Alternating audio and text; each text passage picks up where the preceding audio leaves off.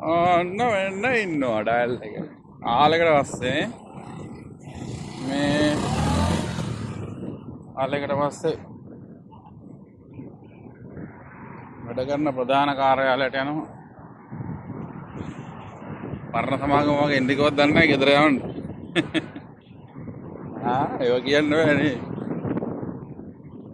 අපි ගියාට සන්තෝෂයෙන් ඉන්නවා.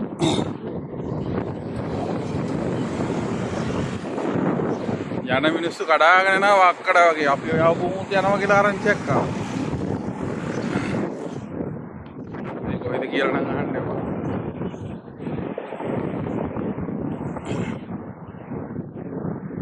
ලස්සන පැත්ත මේ පැත්ත. අද නම් නැස්ටෙත් නෑ. හුලඟ තියෙනවා නාවට වගේ.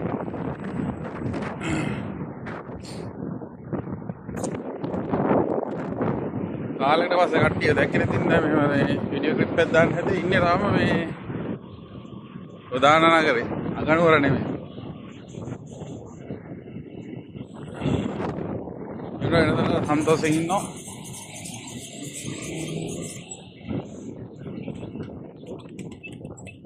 ආරවයි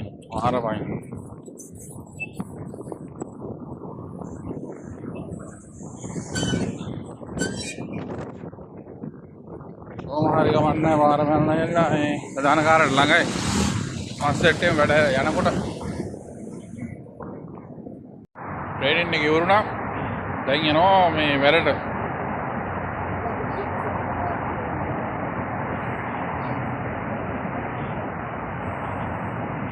බිස්නස් බේ වල ඉන්නේ දැන්.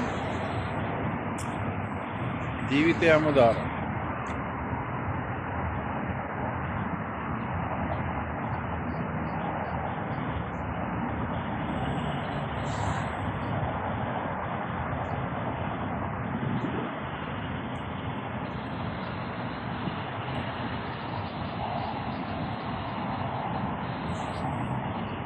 වැටෙන්න ඕනේ මිනිස්සෙක් හැදෙන්න. ඒ ඇතුළේ ඉඳගෙන මේ හැමදාම නිකන් මේ එක එකට වළං හොදලා රෙදි හොදලා හරියන්නේ නැහැ නේ. අවුරුදු 10ක් රෙදි හොදලා ඇතුණා. දැන් මේ තේරුම් ගියා ජීවිතේ මොකද්ද කියලා. අවුරුදු නැහැ අන්තිමේදී. ඒක තමයි අත්ත කතාව. ඔය අරු හිටියා කියලා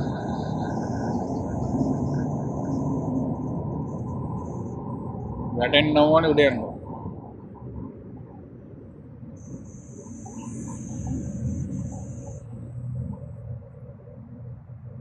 මේ ළඟ දෙකෙක් මට හම්බෙලා කියනවා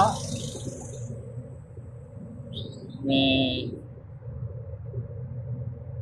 බෝ සමාගමෙන් අයින් කරේ මේ ඔය සික්ලි වැඩිපුර අරන් කියලා. එතකොට සමාගම මේ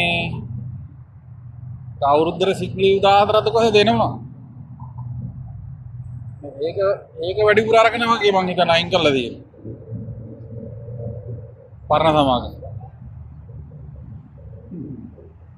මාර මිනිස්සුනේ කෝකකම කියන්නේ සමාගමෙන් ලෙටර් එකක් දෙනවා. බිස්නස් නැහැ අපි මෙහිමයි ඒකයි අයින් කරන්න කියලා. අනිත් උන් කියනවා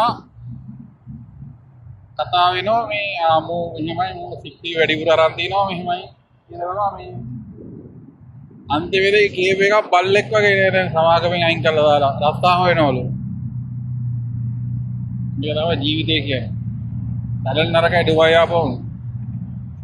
ඩුබායි ආපහු ධෛර්යමත් වෙන්න.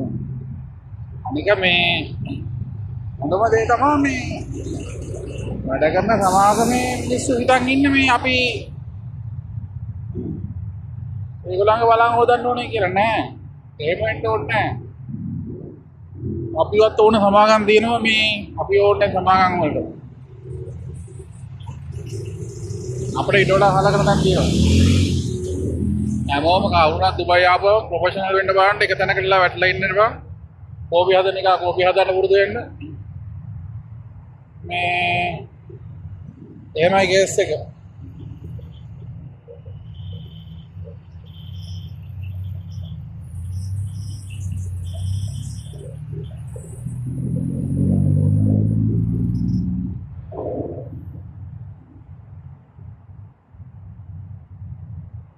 ට්‍රාන්ස්පෝර්ට් එක මේ අද එන එකක් නෑ වගේ.